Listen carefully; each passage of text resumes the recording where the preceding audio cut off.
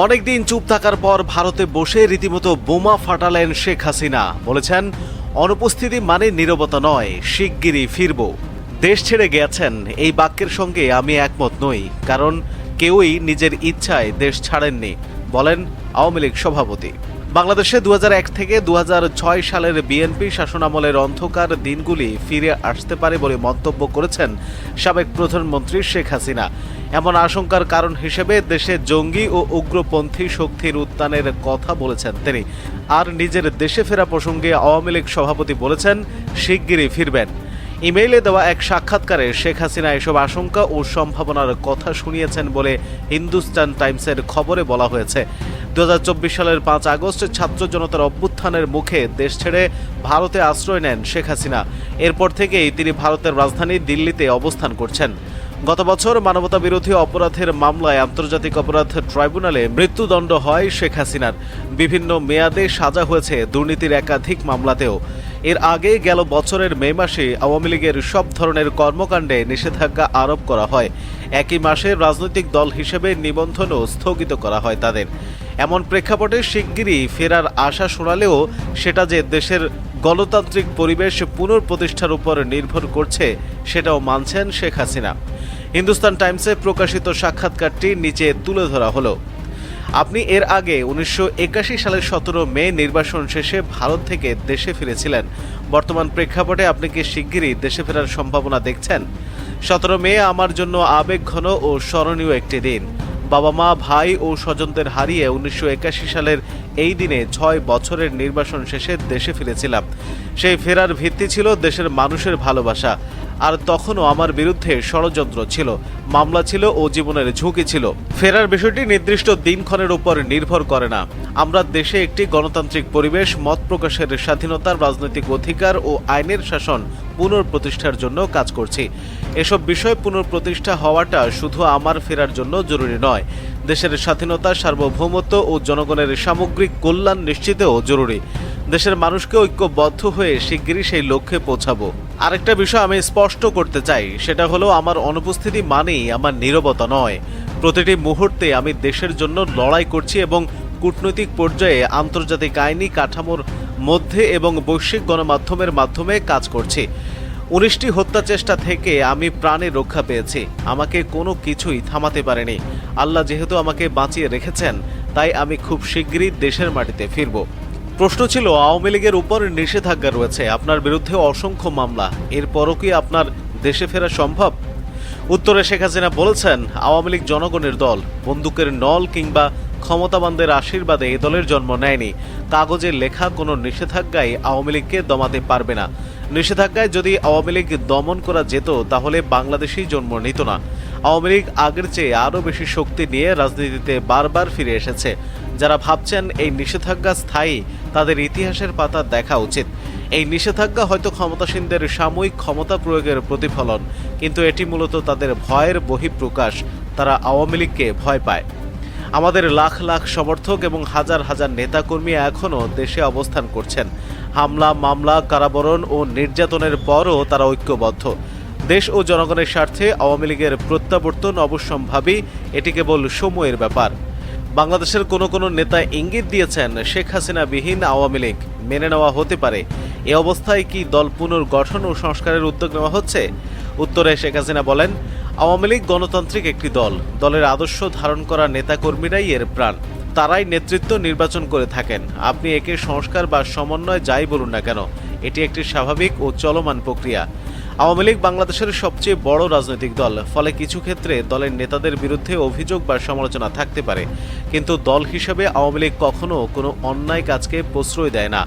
আবার এটাও মাথায় রাখতে হবে, শুদ্ধি অভিযান এবং বিপ্লবের নামে রাজনৈতিক প্রতিপক্ষরা প্রায়ই প্রতিদ্বন্দ্বী দলকে ভেঙে দেওয়ার ষড়যন্ত্র করে।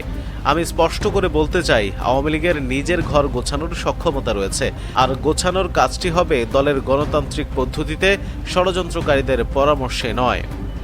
আওয়ামী লীগের আরও যেসব নেতা দেশ ছেড়েছেন, তারাও কি দেশে ফিরবেন?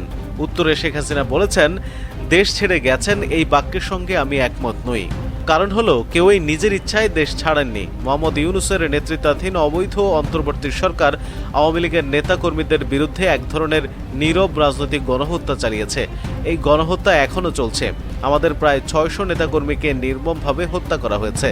মিথ্যা মামলায় গ্রেপ্তার করা হয়েছে ১.৫ লাখের বেশি নেতাকর্মীকে। অনেকের বাড়িঘর ও ব্যবসা প্রতিষ্ঠান ভাঙচুর হয়েছে, দখল হয়েছে। মুক্তিযুদ্ধের চেতনায় বিশ্বাসী এবং আওয়ামী লীগের আদর্শ ধারণ করায় হাজার হাজার কর্মকর্তা কর্মচারীকে বরখাস্ত করা হয়েছে। এমন ভয়াবহ পরিস্থিতিতে অনেকেই প্রাণ বাঁচাতে দেশ ছাড়তে বাধ্য হয়েছেন। দেশ ছাড়লেও তাদের অনেকে দলকে সংগঠিত করা এবং আন্তর্জাতিক জনমত গঠনের কাজ করছেন। আমি এটাই বলতে চাই, দেশের ন্যূনতম গণতান্ত্রিক পরিবেশ ও আইনের শাসন ফিরে আসার সঙ্গে সঙ্গে তারা দেশে ফিরবেন। বাংলাদেশ একটি অর্থনৈতিক সংকটের মুখোমুখি। এটি যেভাবে সামলানো হচ্ছে সে বিষয়ে আপনার ভাবনা কি?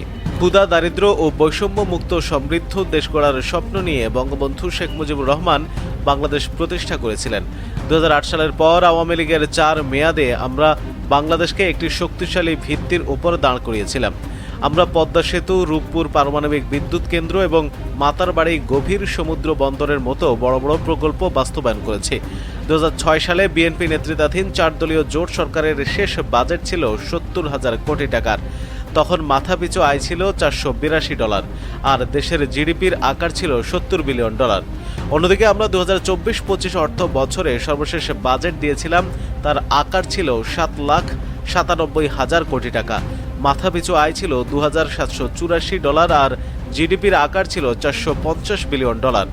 ইউনূসের নেতৃত্বাধীন অন্তর্বর্তী সরকার দেশের অর্থনীতি ধ্বংস করে দিয়েছে। মব ভায়োলেন্সের মাধ্যমে বড় বড় শিল্প প্রতিষ্ঠান বন্ধ করে দেওয়া হয়েছে। আইনশৃঙ্খলা পরিস্থিতির চরম অবনতির কারণে তলানিতে নেমে এসেছে বিদেশি বিনিয়োগ। মাত্র ১.৫ বছরে তারা অভ্যন্তরীণ ও বিদেশি উৎস থেকে ৩,৭৩,০০০ কোটি টাকার ঋণ নিয়েছে। প্রধানমন্ত্রী তারেক রহমানের নেতৃত্বাধীন সরকারেও এই ধারা অব্যাহত আছে। বর্তমান সরকার মাত্র ৩ মাসে প্রায় ১ লাখ কোটি টাকা ঋণ নিয়েছে। অন্তর্বর্তী সরকার এমনকি বিএনপির সময়ও চীন ও পাকিস্তানের প্রতি বর্তমান বাংলাদেশ সরকারের ঘনিষ্ঠতা বেড়েছে। অন্যদিকে ভারত বিরোধী বক্তব্য বেড়েছে। এটাকে আপনি কিভাবে দেখছেন? উত্তরে শেখ হাসিনা বলেন, আমাদের পররাষ্ট্রনীতির মূল নীতি হলো সবার সঙ্গে বন্ধুত্ব, কারো সঙ্গে বৈরিতা নয়। এই বন্ধুত্বের প্রধান উদ্দেশ্য হলো জনগণের কল্যাণ। আমাদের সংবিধানেও এই নীতির কথা বলা হয়েছে।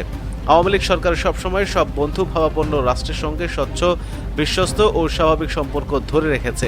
বিপরীতে অন্যরাও সহযোগিতার হাত বাড়িয়ে দিয়েছে। ভারতের সঙ্গে আমাদের সম্পর্ক ঐতিহাসিক। ভারত শুধু প্রতিবেশী রাষ্ট্রই নয়, আমাদের মুক্তিযুদ্ধে তাদের যে অবদান তা অনস্বীকার্য। কিন্তু আমাদের দেশে স্বাধীনতা বিরোধী এবং আদর্শিকভাবে দেউলিয়া গোষ্ঠীর প্রধান হাতিয়ার হলো ভারত বিরোধী বক্তব্য। ইউনূসের সরকারও এই চর্চায় যোগ দিয়েছিল। আমাদের রাজনৈতিক প্রতিপক্ষরা সবসময় আওয়ামী লীগের বিরুদ্ধে ভারতের কাছে দেশ বিক্রি করার এবং দেশবিরোধী চুক্তি করার অভিযোগ তুলত। অথচ ইউনূসের নেতৃত্বাধীন অন্তর্বর্তী সরকার এবং বর্তমান সরকারের অধীনে আমরা দেখছি বাংলাদেশের স্বার্থ বারবার বলে দেওয়া হচ্ছে। উগ্রবাদ ও জঙ্গিবাদ কেবল বাংলাদেশের জন্যই নয়, এটি আঞ্চলিক নিরাপত্তার জন্য বড় হুমকি। ২০০১ থেকে ২০০৬ সাল পর্যন্ত বিএনপি ও জামায়াত ইসলামী সরকারের সময় বাংলাদেশ জঙ্গিবাদের চারণভূমিতে পরিণত হয়েছিল। দেশের ৬৩টি জেলায় একযোগে বোমা হামলা হয়েছিল এবং আমার উপর গ্রেনেড হামলা চালানো হয়েছিল। বিচারকদের হত্যা করা হয়েছিল। হামলা চালানো হয়েছিল সাংস্কৃতিক অনুষ্ঠান ও ধর্মীয় উপাসনালয়ে। রাষ্ট্রীয় পৃষ্ঠপোষকতায় ১০ ট্রাক অবৈধ অস্ত্র চোরাচালানের মতো ঘটনাও ঘটেছিল। ক্ষমতায় আসার পর আওয়ামী লীগ জঙ্গিবাদের বিরুদ্ধে জিরো টলারেন্স ঘোষণা করে। একই সঙ্গে দেশকে উগ্রবাদ মুক্ত করতে সমস্ত শক্তি প্রয়োগ করে। কিন্তু ২০২৪ সালের ৫ আগস্টের পর থেকে দেখছি সাজাপ্রাপ্ত জঙ্গিদের মুক্তি দেওয়া হয়েছে। জঙ্গিবাদ ও সন্ত্রাসে জড়িত অনেকে সংসদে প্রবেশ করেছেন। ২০০১ থেকে ৬ সালের সেই অন্ধকার দিনগুলো আবারও ফিরে আসার উপক্রম হয়েছে। প্রিয় দর্শক, শেখ হাসিনার এই বক্তব্য থেকে আপনাদের উপলব্ধি কি? এতগুলো মানুষ মারার পরও তার কোনো ধরনের আত্মসমালোচনা নেই। আপনার কাছে কি তাই মনে হয়? তাহলে কমেন্ট করে জানিয়ে দিন। আর যদি অন্য কিছু মনে হয় তাও কমেন্ট করে জানিয়ে দিন। এবং প্রতিদিন খবরাখবর সবার আগে পেতে আমাদের চ্যানেলটি সাবস্ক্রাইব করে পাশে থাকা বেল আইকনটি প্রেস করে রাখুন। ধন্যবাদ সবাইকে।